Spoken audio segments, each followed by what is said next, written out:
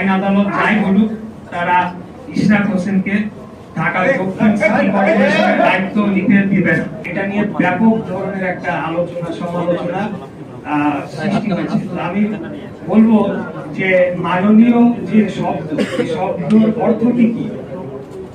মাননীয় শব্দটির অর্থ আমি যদি ইংলিশে বলি তাহলে বলতে হয় অনারেবল বা মাননীয়। আমরা যে কোনো প্রাইভেট প্রতিষ্ঠানে, প্রাইভেট কর্পোরেট প্রতিষ্ঠানে দেখেছি অনারেবল এমডি, অনারেবল চেয়ারম্যান এভাবে লেখা হয়।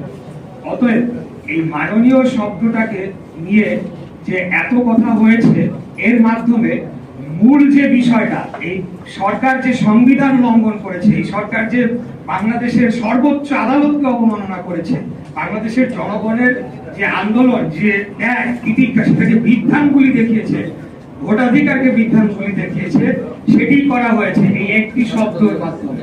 এই একটি শব্দের কোনো তাৎপর্য নাই, কিছুই নেই। আমি যেটা বললাম, এটা প্রাইভেট প্রতিষ্ঠানেও এই ধরনের শব্দ ব্যবহার করা হয়, যে কোনো চিঠিতেও এটা লেখা হয়। জাস্ট মূল বিষয়টাকে আড়াল করার জন্য সোশ্যাল মিডিয়া এবং 2-3 দিন আমি মেইনস্ট্রিম টিভি চ্যানেলগুলোর মধ্যেও দেখেছি যে টক শোতে, এবং উপদেষ্টা নিজেও বলছে, মানে এটা এমন কি বিশাল ঘটনা ঘটে গিয়েছে আমি জানি না। এটা তো আইন লঙ্ঘন না, সরকার যে আইন লঙ্ঘন করেছে, সংবিধান লঙ্ঘন করেছে, সেটা নিয়ে আলাপ করা দরকার। মূল বিষয় হতে হবে সেইটা, এইটা।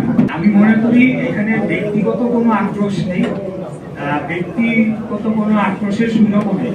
এখানে বর্তমান উপদেষ্টা পরিষদ সর্বসম্মতিভাবে তারা সিদ্ধান্ত নিয়েছে, আদালতের রায় যাই হোক, আইন আদালত যাই বলুক, তারা ইশরাক হোসেনকে ঢাকার দক্ষিণ সিটি কর্পোরেশনের দায়িত্ব নিতে দিবে না।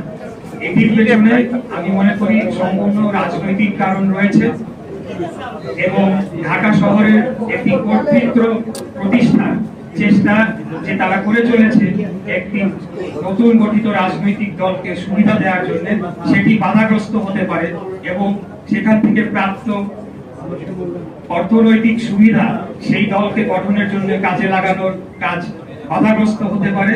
এই সকল জিনিস বিবেচনায় তারা এই সিদ্ধান্তটি নিয়েছে।